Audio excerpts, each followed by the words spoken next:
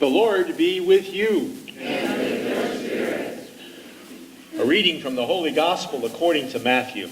Glory to you, O Lord.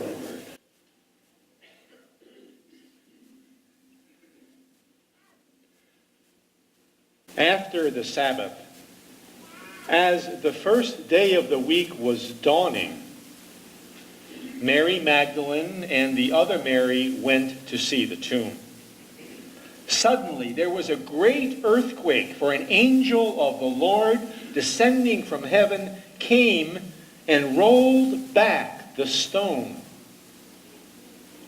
His appearance was like lightning, his clothes white as snow. For fear of him, the guards shook and became like dead people.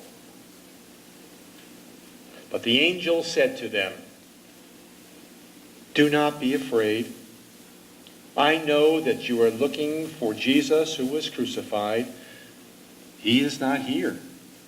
He has been raised, as he said. Come, see the place where he lay. Then go quickly and tell the disciples he has been raised from the dead. And indeed, he is going ahead of you to Galilee. There you will see him. This is my message for you." So they left the tomb and quickly, with fear and great joy, ran to tell the disciples. Suddenly Jesus met them and said, "Greetings." They came to him, took hold of his feet, and worshipped him. Then Jesus said to them, "Do not be afraid. Go and tell my brothers to go to Galilee. They will see me there." The Gospel of the Lord. Praise to you, Lord Jesus Christ. Each Easter, I love what happens here.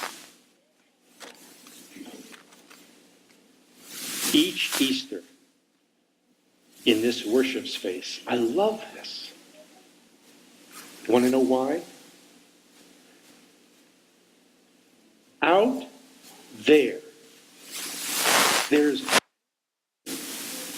and people are afraid, and there's hatred and division.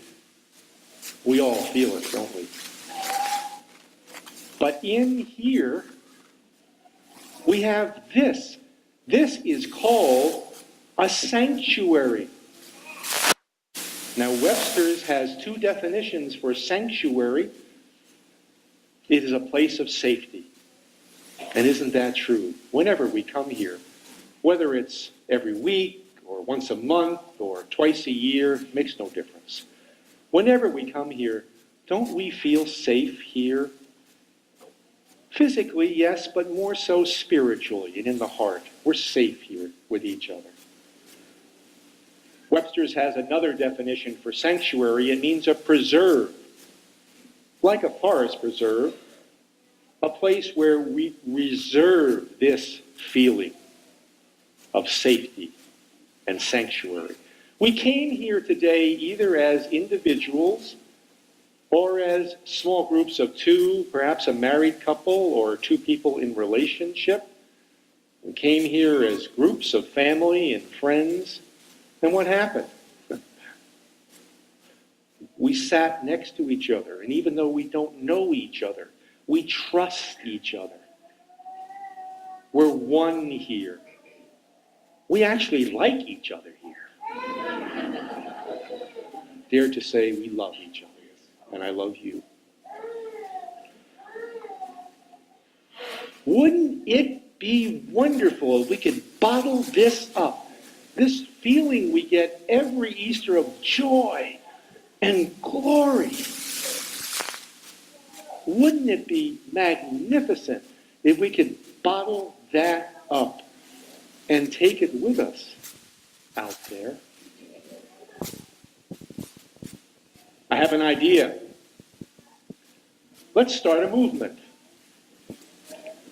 All those years ago on the first Easter, Christ burst out of his tomb. He came out.